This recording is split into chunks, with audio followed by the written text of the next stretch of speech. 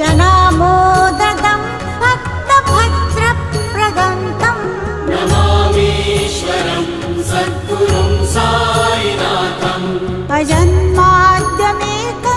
परब्रह्म साक्षात् स्वयं सम्भवं राममेवावतीर्णं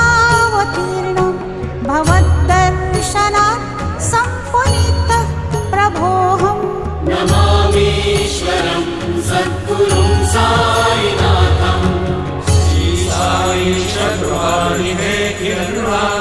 सर्वार्थसिद्धिप्रद युष्मत्पादरजप्रभावमतुलं धाताविवक्ताक्षमः सद्भक्त्या शरणं कृताञ्जलिपुट सम्प्रापितोऽस्मि प्रभो श्रीमत्साई परेशपादकमला नान्यशरण्यं मम